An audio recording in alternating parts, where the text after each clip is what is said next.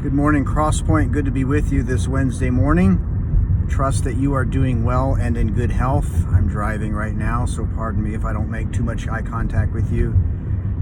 But looking forward to our Sunday service this Sunday, where we will be meeting mask to mask. And we are encouraging everyone to wear masks. But it would also reiterate that there's no obligation to come. Please only come if you feel at peace about that. But looking forward to doing a little bit of ministry and worship together in the same building. It's been about 3 months, 2.75 months. So looking forward to that. There will be, of course, no children's ministry and nothing for children. We will have tables set up for families with small kids, but there won't be anything formal or official for kids. So just want to remind you of that.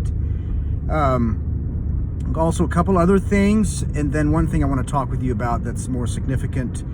We're still looking for a secretary. Please be in prayer for that. We need the right person to stand up and be counted, and we want to find the right person. We've got out all kinds of leads, just aren't getting a lot of progress there, a lot of traction there. The other thing is that we are officially looking for a youth pastor. We're seeking a good fit. Met with the teens Sunday night and let them know about that, and we are asking that the teens would enter into prayer on this matter. So, and you be in prayer too, and this is just part of a larger scale investment in our young people, like we said we were going to do in the front end of the year. So be in prayer about that. We have, we're optimistic, but we need the right guy. So be praying with us, and that's of course a development in CrossPoint's journey at this point. So the last thing, I guess the more significant thing I wanted to talk about, and really I don't think I have anything valuable to say. Yeah, how's that for a disclaimer or a opening salvo there? But our country is in turmoil right now. There's a lot of confusion. I'll just tell you kind of how I've been hearing. About a month ago, a situation was brought to my attention about a guy being gunned down in Georgia for, I think the reason that he was killed was that he was a black man, and that was probably the primary reason that he was shot. There was a suspicion that he was up to no good, but in point of fact, all he was doing was taking a jog. Like, he was just literally jogging down the road. I think it happened earlier in the year, but it was just brought to our attention more recently. And then a man was killed in Minneapolis. Killed, it would be a light way of saying it. It's probable that he was murdered. And that, I think there's some discussion as to manslaughter versus murder, but there are calls going out for first-degree murder. The man was black, and it was a senseless, incredibly senseless, unnecessary thing to do, where a cop essentially murdered a man who was being detained. So there was another story in New York City. A black man there was accused by a woman, a white woman, of threatening her life, and it was all caught on video, and the guy was literally doing nothing dangerous. He wasn't threatening anybody. And just so those three incidences together, and I think there's more historically, is just kind of has created a lot of tension in our country. So there's some rioting underway.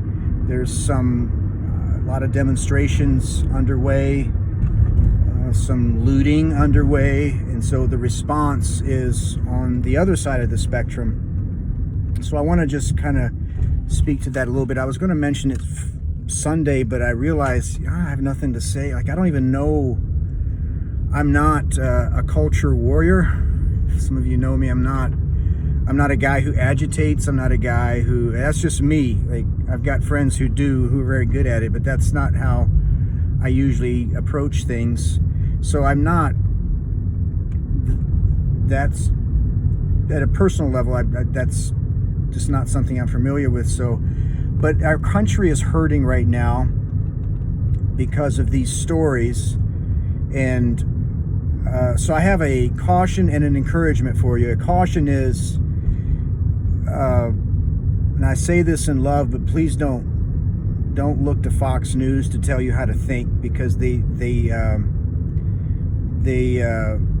that's not a safe place to learn how to think, and I don't think that anyone is. But don't go to CNN to get God's mind on this, because you're not going to find his mind. Okay, you're really not going to find it. Every now and then someone on some of these cable news networks actually says something significant. For the most part, the talking heads have agendas other than the exaltation of Jesus and the advancement of his kingdom, and I really mean that. And I grieve, because I think in many ways the Christians have tied themselves to news networks and even in some cases political parties, and we don't even know it. We're so entrenched. And so I feel like on issues like that are in front of us, there's only two ways to think, or two options. And the third option of what is Jesus saying, nobody gives a rip, nobody cares. And a lot of the Christians are getting inadvertently sucked into one or two ways of thinking, and these ways of thinking are faulty. So that's my caution is, please don't look to the news media or to the blogosphere for tips on how to think about something like what's happening in our country right now, because everybody has their own agenda, or so it seems, and that wisdom has been lost, and the mind of Christ is the least of the concerns of the people who are doing the news. So that's my caution. My encouragement is, so like I said, I gave a little disclaimer. I'm not picketing and so forth. It doesn't come easy for me. But my encouragement is to seek out valuable friendships with, if you're white, with people that are black. If you're black, to seek out friendships with people that are white. And I think in the house of God is the best place to start. That I found having meaningful connections with other Christians who think differently, who vote differently from me, is one way of pushing back and making a difference. It's not something that's done on the stage, or in the world, on the world stage, but that is one way that you can make a difference and be part of changing culture, is personal relationships with people. And I'm talking about developing relationships with people who really don't see the world the way you do, and having love be the motivation behind that, and not being guided by manipulation or with an end goal of getting some talking points in. So, caution, don't go to the news for help and guidance. Encouragement, seek out relationships with people that are different from you and love them because Jesus has loved you, and listen to what they have to say because Jesus is listening to what they have to say. So that's nothing profound. Actually, it's rather elementary. I have just found that for me, that's kind of where Jesus leads me. And the Akron pastors did meet this morning, and we talked about what's happening on the world stage, and we discussed some possible things we could do as churches collectively to speak to and raise a standard for Christ. We didn't come to any consensus, but there were two kind of on opposite ends of the spectrum. One idea was to pray and fast, that the Lord would break into our country at this time. The other option was to do like a visible walk or march. There was no consensus reached, and we just didn't have a clear sense of what we were supposed to do. And that was not a move out of fear, but we genuinely just didn't at this morning have a sense of what would be the best move forward. So anyway, just some thoughts for you all. Jesus is still on the throne no matter what's happening on the earth, and there's no need for fear, that I know.